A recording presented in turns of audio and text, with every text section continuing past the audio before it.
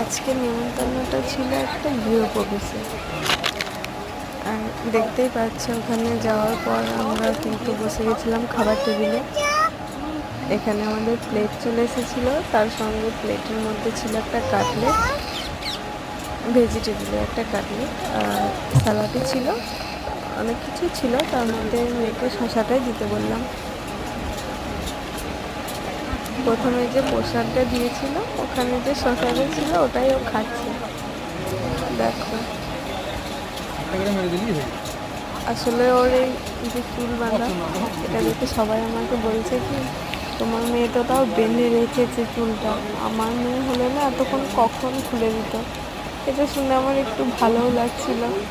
যাই হোক, আমার মেয়ে তো আমার কথাটা শুনে বেঁধে তো রেখে।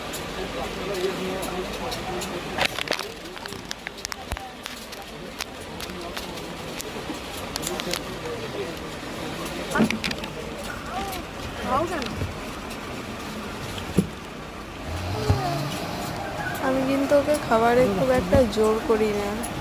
আর যেহেতু এখানে খাবারটা ঝাল ছিল না একদমই, খাবারটা ভালোই হয়েছিল। মানে যে মেনুগুলো ছিল, মেনুতে মানে যে কটা আইটেম ছিল সবগুলোই কিন্তু খুব সুন্দর হয়েছিল এবং খাবারে একটুও ঝাল ছিল না।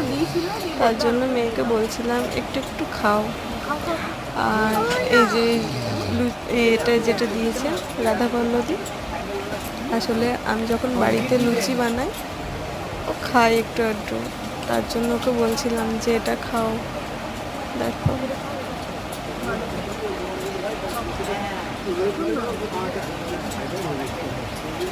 ওর মুখে যখন আমি একটু জোর করে দিলাম ওর একটু ভালোই লেগেছিল।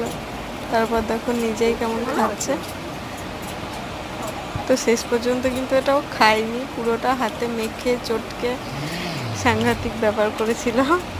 তো যাই হোক, আজকে এই ছোট যে ব্লগটা বানিয়েছি তোমরা সবাই অবশ্যই জানাবে কেমন হয়েছে।